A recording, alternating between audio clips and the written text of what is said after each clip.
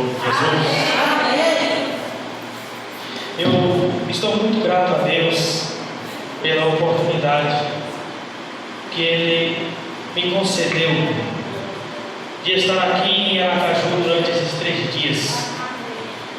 E hoje estou grato pela primeira vez de estar aqui nessa igreja, nesse bairro Piabeta, é assim que se fala? Na cidade de Nossa Senhora do E nessa noite, que Deus abençoe cada um que veio à igreja e que Ele abençoe de uma maneira especial essa cidade. Porque a igreja, ela é um farol para iluminar as pessoas, para que elas possam alcançar a iluminação superior, que é ver em Jesus a luz do mundo. Amém?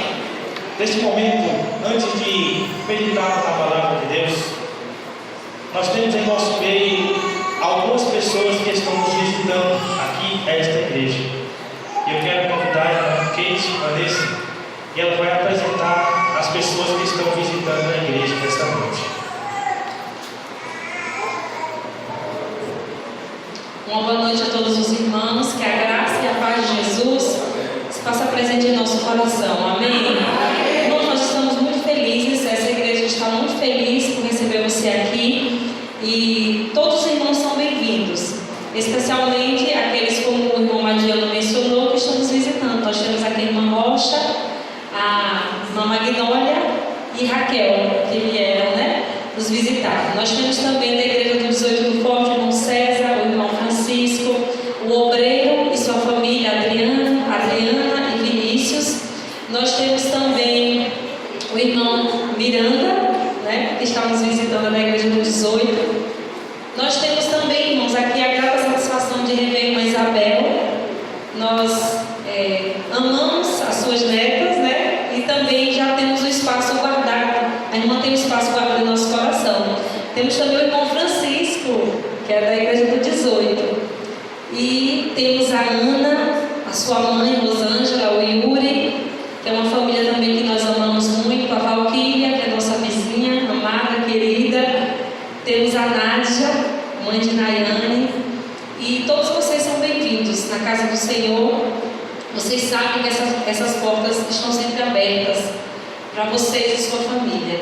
E eu gostaria de deixar um verso da palavra de Deus, para que vocês levem, além de tudo que ouviram nessa noite, especialmente do departamento de recepção, que você leve o texto do profeta Isaías, no capítulo 12, verso 2, que diz: eis que Deus é a minha salvação, eu confiarei e não temerei, porque o Senhor Deus é a minha força e o meu louvor. Amém? Que o Senhor abençoe todos nós.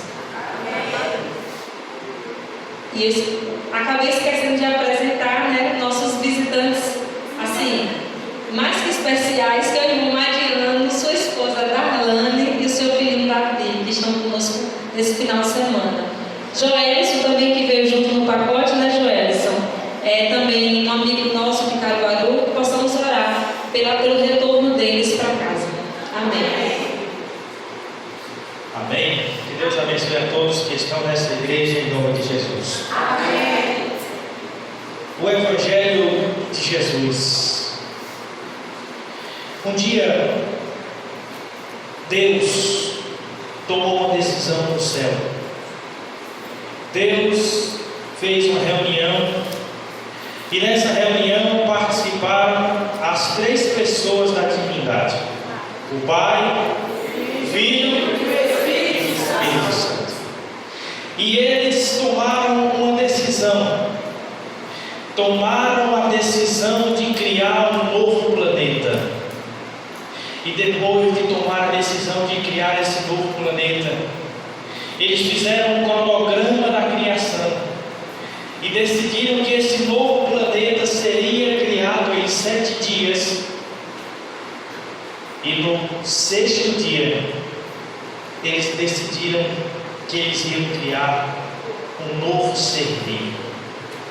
O Pai, o Filho e o Espírito Santo já tinham criado anjos. Os anjos, tem alguns que fazem parte dos querubins, outros fazem parte dos serafins, E agora eles decidem criar novos seres.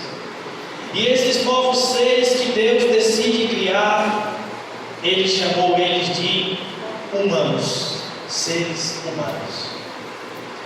Deus, Ele criou um homem e depois criou uma mulher.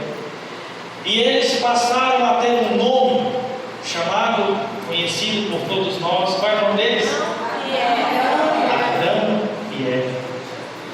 Este casal que Deus criou, eles tiveram o privilégio de ser criados à imagem e à semelhança de Deus. O que significa ser a imagem de Deus? Significa parecer fisicamente. O que significa ter a semelhança de Deus? Significa parecer no caráter. Quando Deus criou o ser humano, Ele falou: eu vou fazer parecido comigo, e eu também vou fazer o seu caráter parecido com o meu. Eu quero dizer a vocês que para fazer pão a gente precisa de uma forma, e para fazer o homem, o ser humano, Deus também usou uma forma, e a forma usada foi o Filho de Deus. Em Colossenses capítulo 1 diz que o Filho de Deus é a imagem de Deus. Então, quando Deus nos criou, Ele estava pensando no seu Filho Jesus. Ele disse: eu quero que essas pessoas que estou criando se pareçam com o meu Filho, Jesus Cristo. Meus irmãos, meus amigos, ouvintes da palavra de Deus, Deus nos criou a sua imagem e semelhança. Hoje existem muitas pessoas que têm complexo de inferioridade. Para com isso, você parece com Deus. Você foi criado à imagem de Deus. E quando Deus criou você, Ele estava pensando, projetando que você parecesse com o seu Filho amado, Jesus Cristo. Essa história da criação é uma história muito bonita. É uma história muito interessante porque ela mostra a nossa origem. Mostra a nossa origem. O mundo apresenta muitas ideias para justificar a existência do homem, a existência do mundo. Mas a mais segura está aqui, na palavra de Deus, em Gênesis capítulo 1, 2, que relata. Tudo parecia bonito, tudo parecia perfeito. Adão e Eva criados. Porém, quando Deus criou Adão e Eva, Ele deu a eles um presente chamado livre-arbítrio. E esse livre-arbítrio dava a eles o direito de escolher fazer a vontade de Deus ou não fazer a vontade de Deus. Adão e Eva não eram robôs. Eles podiam escolher. E um dia eles fizeram uma escolha. Eles fizeram a escolha de desobedecer a Deus. E essa escolha levou eles a comerem um fruto proibido. Algumas pessoas dizem que era uma maçã, mas a gente não sabe se era uma maçã, não tem como saber. E acontece que ao comerem daquele fruto, eles caíram em pecado. E ao caírem em pecado, eles perderam vários privilégios. Entre eles, o privilégio de viver para sempre, passando a se tornar mortais. A Bíblia tem um texto em Romanos 3, 23, que diz: todos pecaram e estão necessitados, estão carentes da glória de Deus. Adão e Eva pecaram, e esse pecado ele passou para os seus descendentes. E todas as pessoas que nascem nesse mundo hoje, elas nascem com um vírus dentro do coração, mais forte que o coronavírus, mais forte que o vírus da AIDS, que é o vírus do pecado. Todas as pessoas, as criancinhas que nascem nesse mundo, elas já nascem com a tendência pecaminosa. Eu, você, todos que estamos aqui, sem exceção, quando nascemos, nós já temos o nosso DNA, o DNA de uma pessoa pecadora. Porém, Deus, Ele nos ama. Mesmo sendo pecadores, Ele nos ama. Mesmo sendo cheio de defeito, Ele nos ama. Pense nas pessoas que cometeram os crimes mais hediondos desse mundo. Deus as ama. Deus ama todas as pessoas. Deus, Ele não abandonou o ser humano por causa do pecado. Ele criou um plano de recuperação da humanidade. Deus estabeleceu um plano, que a Bíblia chama de plano da salvação. Estabeleceu um plano para que a humanidade fosse restaurada novamente. Tem um texto na Bíblia que diz o seguinte: aonde abundou o quê? O pecado. Abundou. Superabundou a graça. Olha só. Olha essa imagem aqui. Preste bem atenção agora aqui nesse espaço. Olha só.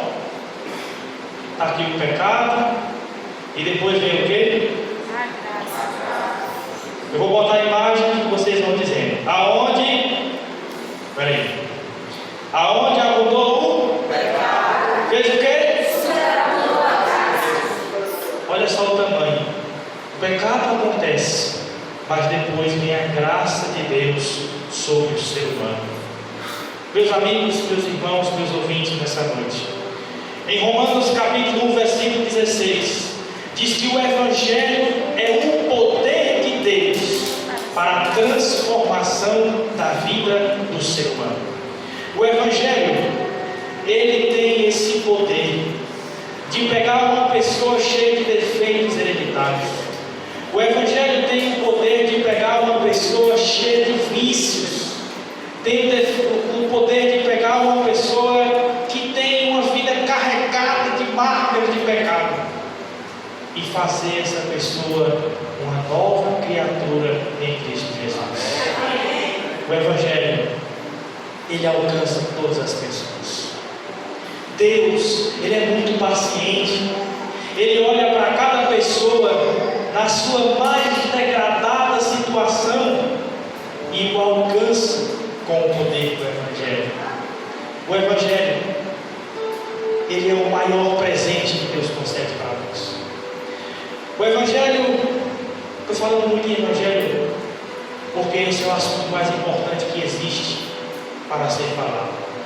Hoje, quando uma pessoa sai da faculdade de medicina, formado, pega o diploma de médico, coloca na parede, ela sai pensando: eu vou mudar o mundo.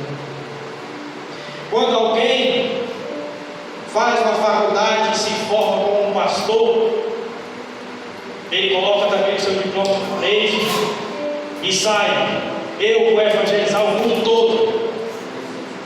Quando alguém faz um projeto social, por exemplo, Fome Zero, que foi feito há muito tempo atrás, nós vamos acabar com a fome do mundo todo. Quando uma cidade faz um plano, nós vamos resolver todos os problemas de saneamento dessa cidade. Lá em Pernambuco, onde moro, há um tempo atrás, a Secretaria de Segurança Pública do Estado de Pernambuco criou um projeto chamado Pacto pela Vida. E esse projeto, ele tinha o alvo de diminuir a quantidade de homicídios, diminuir a quantidade de violências no estado de Pernambuco. E esse Pacto pela Vida, quando foi lançado, foi uma bênção. Todo mundo vai acabar com a violência. No primeiro ano diminuiu, mas depois voltou tudo de novo. Sabe por quê? Sabe a única coisa que é capaz de mudar o mundo? O Evangelho de Jesus. Podem tomar as melhores decisões na Câmara dos Deputados. Podem tomar as melhores decisões no Senado Federal. Mas se essas decisões não envolverem o Evangelho de Jesus, elas não têm resultado. Só existe um caminho de restauração para a vida das pessoas. E esse caminho está traçado na Bíblia, em João capítulo 14, Eu sou o caminho, a verdade e a vida. Esse é o único caminho. Não adianta a gente contratar um coach para nos orientar como se comportar. Não adianta a gente conseguir o melhor psicólogo da cidade para nos tratar, para nos orientar como a gente vai se comportar e enfrentar os problemas da vida. Se não formos nos aproximando do Evangelho, os nossos problemas não irão desaparecer, porque esse é o único caminho. Olha só como é claro João 14,6: eu sou o caminho, ou seja, a direção. Eu sou a verdade, ou seja, eu sou a certeza, e eu sou a vida, ou seja, Ele é o único que pode consertar vidas. Quando alguém quebra o carro, Ele leva no mecânico. Quando alguém está com um problema dentário, Ele vai aonde? Quando alguém está precisando comprar uma passagem para viajar de avião, Ele vai aonde? Cada coisa a gente sabe o lugar. Agora, quando alguém está precisando de conserto para a sua vida, para onde ele tem que ir? Ir para Jesus. Jesus, Ele pega a vida de alguém e conserta. Eu não sei qual é a sua idade. Eu tenho 31 anos. Faz 31 anos que Jesus está tentando me fazer feliz. Se você tem 40 anos, faz 40 anos que Jesus está tentando fazer você feliz. Se você não é feliz, é porque você ainda não deixou. E a felicidade é gêmeas com a salvação. Só é feliz quem é salvo. Repita comigo: só é feliz quem é salvo. De novo: só é feliz quem é salvo. Não se engane. Felicidade, ela não vem sozinha, ela vem acompanhada da salvação. E o caminho para isso, o caminho da restauração para a vida física, mental e espiritual, está em Jesus. Eu quero mostrar para vocês uma coisa dessa noite. Algo que a gente entende muito bem: relacionamento. Quem nunca se apaixonou na vida, né, Jeremy? Quem nunca se apaixonou por alguém? Olha só, aqui nessa imagem nós vemos os estágios de um relacionamento. Qual o primeiro estágio de um relacionamento? Namoro, conhecimento. Depois, Noivado. depois e depois Fidelidade. a fidelidade. O namoro é a fase do conhecimento. O noivado é um pré-compromisso. E o casamento, ele é o quê? Um compromisso.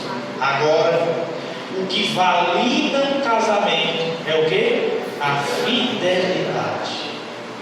Eu acho muito interessante esta passagem. Eu acho muito interessante essa colocação que acontece na nossa vida. Nós passamos por isso, nós namoramos, nós noivamos, nós nos casamos, e se formos fiéis ao nosso voto matrimonial, nós estamos vivendo uma vida de validade no casamento, por causa da fidelidade. Meus amigos, o caminho para a salvação é Jesus Cristo. Ele também deseja ter um relacionamento conosco e ilustrado neste caminho que fazemos para encontrar a esposa, para encontrar o marido. Jesus, ele também nos chama para ter um relacionamento com Ele. A pior coisa que existe é o relacionamento em que se tem um amor não correspondido. Como é triste a gente não ter o amor correspondido. E Jesus, Ele se propõe a mudar a nossa vida, e o caminho de mudança para a nossa vida passa por um relacionamento com Ele. Jesus quer ter um relacionamento com você. Existem pessoas que pegam a Bíblia para defender: olha, Jesus é Deus, Jesus é o Filho de Deus. Ou seja, tem Jesus como uma doutrina. Tem outras pessoas que, quando chegam na escola, dá aula de história, antes de Cristo, depois de Cristo, no ano dele, tal. Consideram Jesus como uma história. Mas nessa noite eu quero fazer um convite para vocês: não considerem Jesus uma doutrina, não considerem Jesus uma história, considerem Jesus alguém, porque Ele é alguém, e precisamos considerar Ele como alguém mais importante para nós. Por muito tempo na minha vida, eu considerei Jesus como uma doutrina. Por muito tempo na minha vida, eu olhava para a Bíblia como uma história. Mas graças a Deus, chegou o dia que Jesus deixou de ser uma história para mim. Chegou o dia que Ele deixou de ser uma doutrina e passou a ser alguém. Alguém que a gente ama, alguém que a gente sente saudade, alguém, quando a gente pensa nele, enche os olhos de água, porque Jesus, eu te amo. Jesus, tu és importante para mim. Mas isso só é possível quando a gente entende que Jesus quer ter um relacionamento conosco. Eu quero agora parafrasear isso aqui, ó. Quando nós, pela primeira vez, ouvimos falar de Jesus e nós gostamos, talvez alguém a primeira vez que ouviu falar de Jesus foi quando assistiu aquele filme, A Paixão de Cristo. Talvez alguém a primeira vez que ouviu falar de Jesus foi quando viu um presépio na época do Natal, que todas as cidades colocam: o menino Jesus. E a partir daí a gente começa, eu vou colocar aqui, um namoro com Jesus. Como assim namoro? Um relacionamento de conhecimento. A gente vai conhecendo, vai aprendendo que Ele morreu na cruz, vai aprendendo que Ele amou as pessoas, e a gente vai conhecendo Jesus. E vai tendo, como estou colocando aqui, um namoro com Ele. Por quê? O namoro é para se conhecer. Vai conhecendo, mas precisa evoluir, até que chega um dia que a pessoa sente no coração o desejo de ter um compromisso mais superior com Jesus. E esse compromisso, aqui no passo seguinte, é o noivado.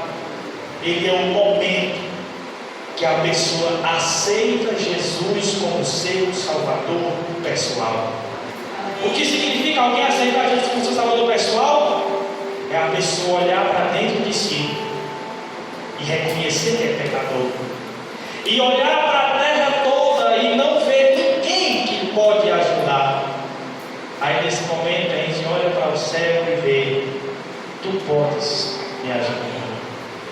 E quando a gente consegue olhar para Ele, aí a gente sente aquele amor incontrolável e fala: Jesus, eu te aceito como meu Salvador. E entrega a vida a Ele.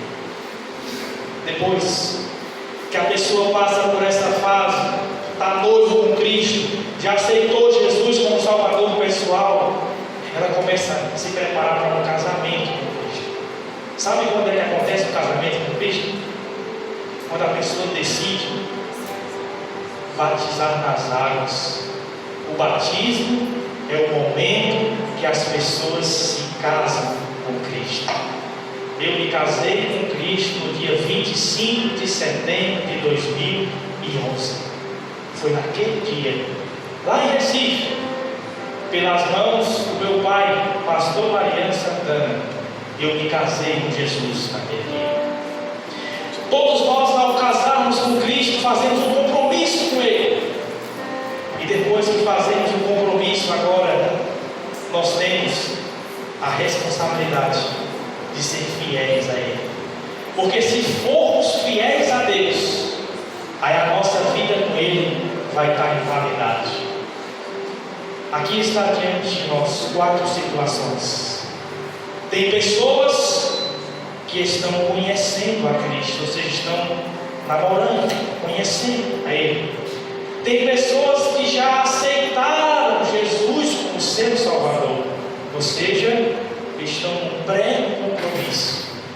E tem pessoas que já se casaram com Ele. E tem pessoas que o seu relacionamento com Cristo está em validade. E agora eu vos pergunto: como está o seu relacionamento com Jesus?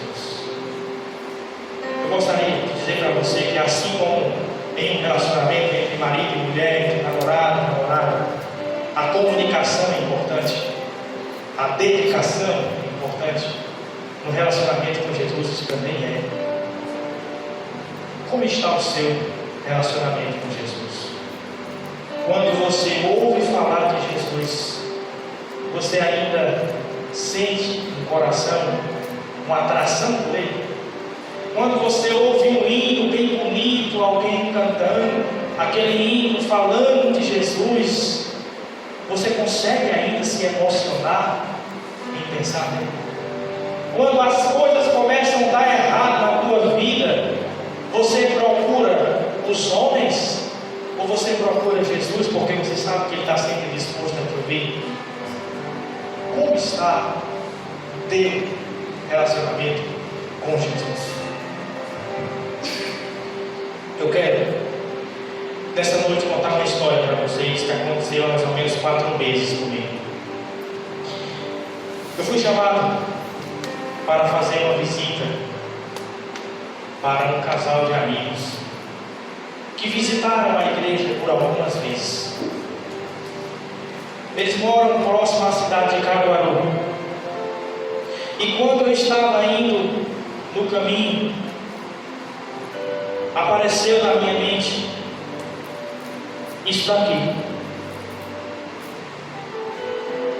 a comparação entre um relacionamento entre homem e mulher e o relacionamento entre nós e o Filho de Deus. E eu cheguei naquela casa, quando eu sentei, eu comecei a ouvir aquelas pessoas e elas começaram a falar.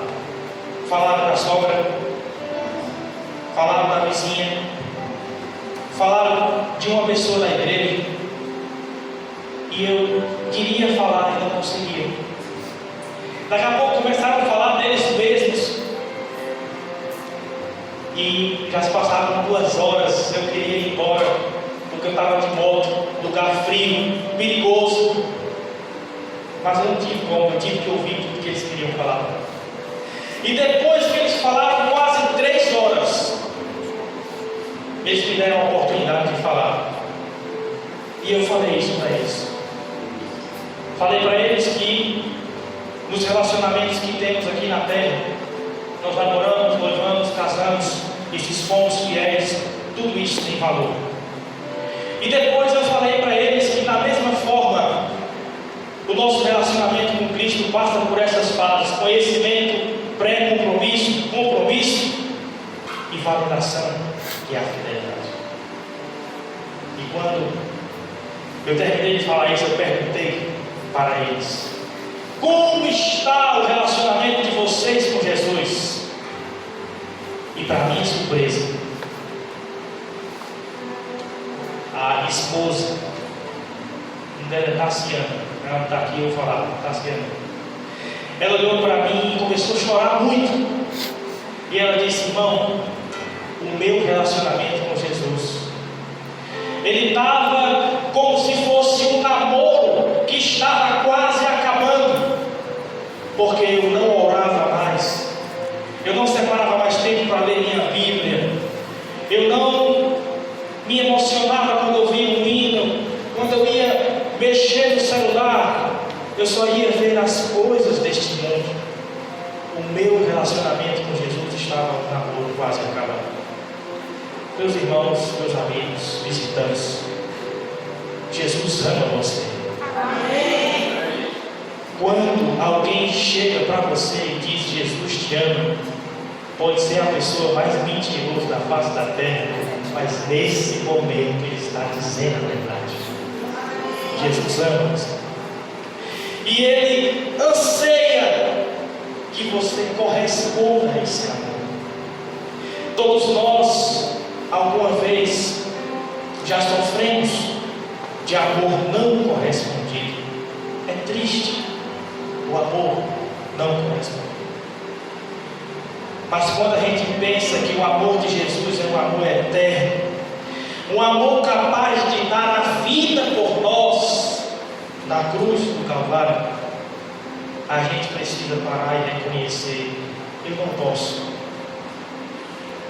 permitir que eu não reconheça o amor de Jesus. Eu vou amá-lo. E aí a gente vai retribuir, porque a Bíblia diz: nós amamos porque Ele nos amou.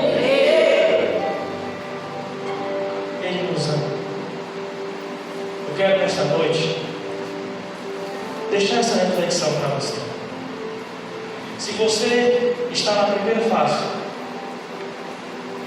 você precisa passar para a segunda. Se você está na segunda fase, você precisa passar para a terceira. E se você está na terceira, você precisa passar para a quarta. Mas se você não está nem na primeira fase, você precisa começar, pelo menos, a primeira fase.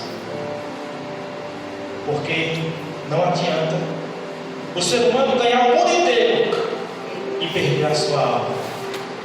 E o caminho para a restauração da vida é Jesus Cristo. Amém. E a forma de acessar esse caminho é através de um relacionamento com Jesus. Amém. Um relacionamento de amizade, um relacionamento diário. E esse é o meu desejo para cada um que está aqui nessa noite. Amém. E eu não poderia te perguntar: se alguém nessa noite quiser aceitar Jesus como seu Salvador pessoal, haverá uma grande festa no céu. Amém. E haverá uma grande festa aqui também. Tem alguém nessa noite que quer aceitar Jesus como seu Salvador pessoal? Tem alguém? Irmão Maria? Tem alguém nessa noite que quer aceitar Jesus como Salvador pessoal? Graças a Deus. Irmãos, que Deus seja louvado. Amém. Jesus Cristo, Ele estende a sua mão e diz: aquele que vier a mim,